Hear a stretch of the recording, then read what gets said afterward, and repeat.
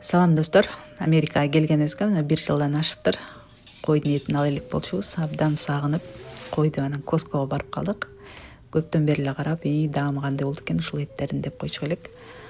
Эми мына $207 болду ушул кой. Бул жолу мен 14 килограммдай чыгат экен. Тоңдурулган болчу. Түнү менен бир аз жумшарганча коюп койдук дагы. Эртең менен жолдошум жумушка кеткенде өзүм жиликтеп баштадым. YouTube'дан видеону коюп, койду кантип жиликтейт деп. Андан кийин кайталап ар кайсы жерин кесип келип атып, ишылса жиликтедим. Көп сынга албай эле коңуздар эми.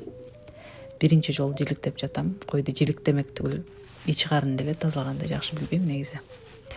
Анан этти сагынганда ушинтип баарын жасайт экенсиң. Туура эле кестим окшойт. Болгону дөшүн бир аз бузуп алдым майдалап. Дөшү бар экенин деле унутуп калыптырмын. Андан кийин жан башындагы туура эмес кестим окшойт. Кабыргасын бөлүп алган жокмун. Аны жолдошума алып койдум. Келгенде өзү майдалап берет. Ал эми калган болсо өзүмө ылайыктап, сулпеттей, калган шорпого ылайыктап өзүнчө бөлүп салып койдум. Эми көрөбүз даамы кандай экен. Бүгүн 5 бармак жазайм. Жолдошум сурайт, таластын гүл чатайын жасайсыңбы же гүлдүн 5 бармагын жасайсыңбы дейт. Кайсынысын жазайм, кандай ойлойсуңар? Комментарийге жаза кеткиле. Видео жакса лайк басып, колдоп коюңуздар. Кийинки видеолордо даамы кандай экенин бөлүшүп кетем.